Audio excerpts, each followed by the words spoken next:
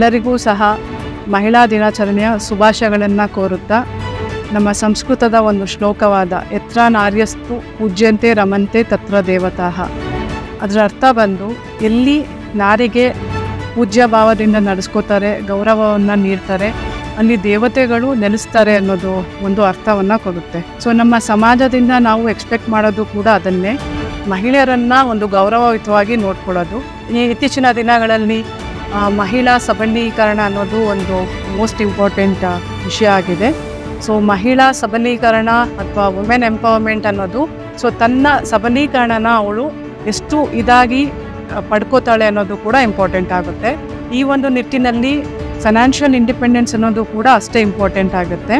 ನಮ್ಮ ಹೆಡ್ ಆಫೀಸ್ನಿಂದ ಹಿಡಿದು ವಿವಿಧ ಹೋಟೆಲ್ ಘಟಕಗಳಲ್ಲಿಯೂ ಸಹ ಸಮಾನವಾಗಿ ನಾವು ರೆಕ್ರೂಟ್ಮೆಂಟನ್ನು ಮಹಿಳಾ ಸಿಬ್ಬಂದಿಗಳು ಮತ್ತು ಪುರುಷರು ಸಮ ಪ್ರಮಾಣದಲ್ಲಿ ಕೆಲಸ ನಿರ್ವಹಿಸ್ತಿರೋದು ಕಾಣ್ಬೋದು. ಅದೇ ರೀತಿ ನಮ್ಮ ಮಹಿಳಾ ಸಿಬ್ಬಂದಿಗಳು ಯಾವುದಕ್ಕೂ ಕಮ್ಮಿ ಇಲ್ಲ ಅನ್ನೋ ಒಂದು ಇದರಲ್ಲಿ ಮ್ಯಾನೇಜರ್ ಪೋಸ್ಟು ಕೂಡ ತುಂಬ ಜವಾಬ್ದಾರಿಯಿಂದ ನಿರ್ವಹಿಸಿಕೊಂಡು ಹೋಗ್ತಿರೋದು ಕೂಡ ಕಂಡುಬರುತ್ತೆ. ಸೊ ಈ ರೀತಿ ನಾವು ಒಂದು ಸಮಾಜದ ವ್ಯವಸ್ಥೆಯಲ್ಲಿ ಹೇಗೆ ಮಹಿಳೆಯರಿಗೆ ಸಮಾನವಾಗಿ ನಡೆಸ್ಕೋಬೇಕು ಅನ್ನೋ ಒಂದು ನಿಟ್ಟಿನಲ್ಲಿ ನಮ್ಮ ನಿಗಮದ ವತಿಯಿಂದ ನಾವು ಎಲ್ಲರಿಗೂ ಸಹ ಒಂದು ಸರಿ ಏನು ಸಮಾನತೆ ದೃಷ್ಟಿಯಿಂದ ಕಾಣಬೇಕು ಅದನ್ನು ನಾವು ನಿರ್ವಹಿಸ್ತಾ ಇದ್ದೀವಿ. ಸೊ ಇಷ್ಟನ್ನು ಹೇಳ್ತಾ ಈ ಒಂದು ದಿನ ಎಲ್ಲ ನಮ್ಮ ಘಟಕದ ನಿಗಮದ ಮಹಿಳಾ ಸಿಬ್ಬಂದಿಗಳಿಗೆ ಮತ್ತು ಎಲ್ಲ ಮಹಿಳೆಯರಿಗೆ ಅಂತಾರಾಷ್ಟ್ರೀಯ ಮಹಿಳಾ ದಿನಾಚರಣೆಯ ಶುಭಾಶಯಗಳನ್ನು ಕೋರುತ್ತೆ.